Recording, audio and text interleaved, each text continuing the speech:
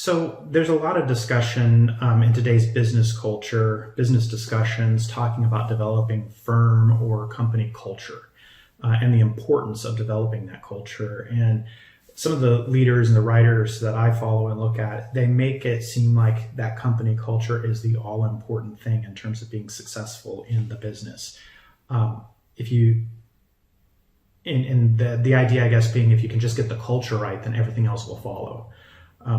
How do you feel about that? And I mean, what's your take on culture, and how do you approach that with the companies you work with? What I tell my clients is you need to define your culture or it will define you.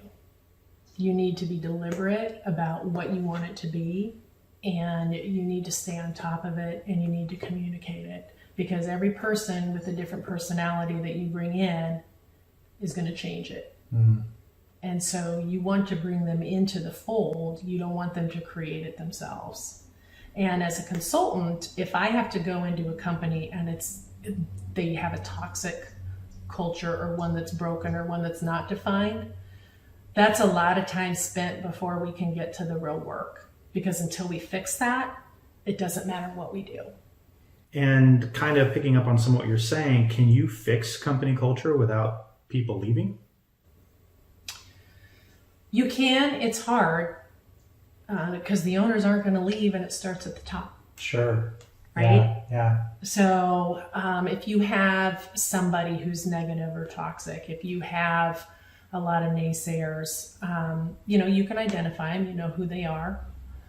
You can try. You're going to have turnover because once you start making changes, you're going to lose some. Mm-hmm.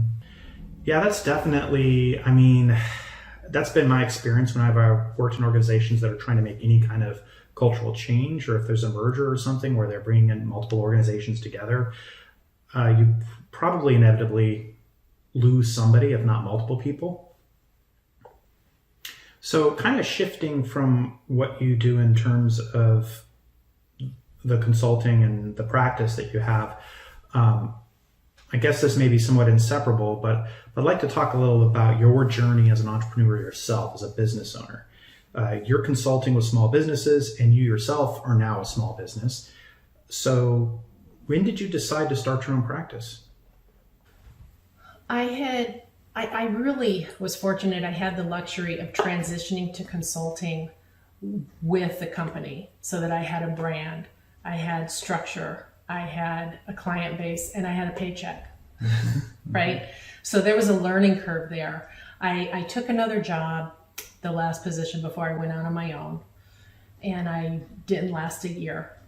And, when I talked about not being ready and not knowing, there were some things going on I didn't agree with. I spoke up, spent a year or years in a career of, when you're in-house, CEOs and management don't want to be challenged. They don't want to be questioned, at least not by HR. Yeah. And that's been my experience. And so I did. And I just got to the point, I'm ready. Mm-hmm. I don't want to work for somebody else anymore, and I'm ready. And so I took the leap, the big scary leap.